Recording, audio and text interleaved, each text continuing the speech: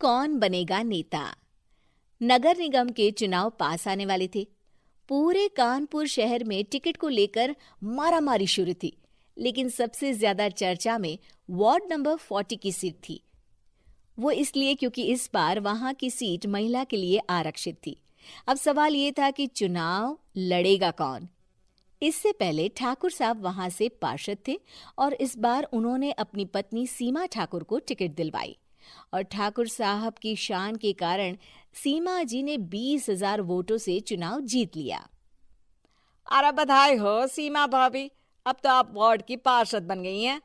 अब तो हमारे काम आप ही करवाएंगी। अरे ये तो सिर्फ नाम की पार्षद बनी है, वो तो महिला सीट आ गई, वरना पार्षद तो मुझे ही बनना था। अब भले ही चेहरा इसका होगा, लेकिन पावर तो मेरी ही होगी। अरे वाह भाई साहब, क्या दिमाग लगाया है आपने भी। आइए आप लोग, खाना लगा दिया है सबके लिए। सीमा जी पार्षद बन चुकी थी, फिर भी उनकी एक ना चलती। सारे काम ठाकुर साहब खुद ही संभाल लेते और जहां जरूरत पड़ती वहां सीमा जी का अंगूठा लगवा लेते। सीमा जी ज्यादा पढ़ी लिखी भी नहीं थी। एक दिन ठाकुर साहब और सीमा एक प्रोग्राम में जाते हैं। अरे ठाकुर साहब, आप आ गए। ओहो, पार्षद मैडम भी आ गई हैं। स्वागत है आप दोनों का। लगता है हमारे पार्षद फंड का सही इस्तेमाल हो रहा है। चलिए अब उद्घाटन करते हैं। ये लीजिए ठाकुर साहब कैची, आप ही सबसे पहले प्रवेश कीजिए। सब लोग आगे निकल जाते हैं और सीमा जी पार्षद होने के बावजूद भी पीछे खड़ी रह जाती हैं। वो देखती हैं कि वेलकम बोर्ड पर उनका नाम है, लेकिन महिला होने के कारण कोई उनका सम्मान नहीं कर रहा। अगले दिन एक आदमी उनके घर आता है। अरे ठाकुर साहब नमस्कार। कल ना हम नोटिस किए कि हमारा घर तो अवैध है और नगर निगम वाले उसे तोड़ने आ रहे हैं। अरे कुछ कीजिए ना ठाकुर साहब। देखो भाई, मैं तो ज्यादा कुछ कर नहीं सकता, पर अगर तुम सबकी जेब गर्म कर दो तो कुछ हो सकता है। कुल मिलाकर 4 लाख लगेंगे। अरे 4 लाख ठाकुर साहब? अरे भाई, मैं अपने लिए नहीं मांग रहा हूँ।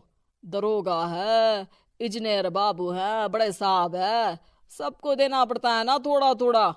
बोलो है मंजूर? तभी वहां अचानक सीमा जी आ जाती हैं। अरे ये आप क्या कर रहे हैं? पहले इन्हीं लोगों से तो आपने वोट मांगे, अब इनसे ही पैसे ले रहे हो। अरे चुप रहो तुम, तुम्हारा काम है सिर्फ अंगूठा लगाना, तुम वही किया करो। मुझे दूसरे काम तुम मत सिखाओ, समझी? और तुम ना जाओ, अब पैसे लेकर आओ, वरना जेसीबी किसी भी वक्त आती होगी। सब कुछ ऐसे ही चलते रहता है। एक दिन सीमा जी और ठाकुर साहब को एक लोकल मीटिंग में बुलाया जाता है। वहां पर कई और अधिकारी लोग भी मौजूद रहते हैं। अब मैं चाहूंगा कि ठाकुर साहब हमारे बीच 2 शब्द कहें। मेरे प्यारे भाइयों और बहनों, आज मेरा सौभाग्य है कि मैं आप सबकी सेवा दिन रात कर पा रहा हूं। आपने मेरी पत्नी को भारी मतों से जिताया है, इसलिए मैं आप सभी का शुक्रगुजार हूं। मैं आप सबसे वादा करता हूं कि हमेशा की तरह हमारे वार्ड में किसी को कोई तकलीफ नहीं आने दूंगा। सभी लोग तालियां बजाने लगते हैं। अब मैं माननीय पार्षद मैडम को स्टेज पे बुलाना चाहूंगा। अपने नाम को बुलाया सुनकर सीमा जी एकदम चौंक जाती है। उन्हें बिल्कुल उम्मीद नहीं थी कि इतनी बड़ी जगह उन्हें मंच पर बुलाया जाएगा। जैसे तैसे वो मंच पर चढ़ती हैं। ऊपर जाते ही सीमा जी को सारी पुरानी बातें याद आ जाती हैं कि किस तरह उनके पति उन्हें कभी भी आगे बढ़ने नहीं देते और उनके नाम से गलत काम करते हैं। वो बोलने लगती हैं। मैं आपके वार्ड की पार्षद सीमा हूं। आप में से बहुत कम लोग ही मुझे जानते होंगे, क्योंकि इससे पहले मुझे कभी ऐसा मौका ही नहीं मिला।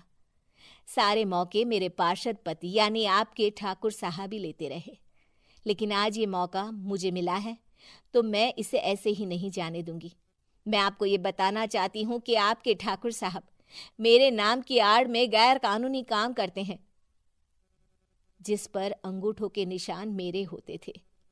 इसीलिए मैं अपनी गलती मानती हूँ और आज अपने पद से इस्तीफा देती हूँ, ताकि आगे से कोई गलत काम ना हो पाए। अब फैसला आप सबके हाथ में है कि आप हमें क्या सजा देना चाहते हैं। सीमा जी की बातें सुनकर ठाकुर साहब के चेहरे का रंग उड़ जाता है और वो शर्म से मुंह नीचा करके वहां से चले जाते हैं और पद से इस्तीफा देकर ही सही सीमा जी अपने आप में आत्मविश्वास महसूस करती हैं।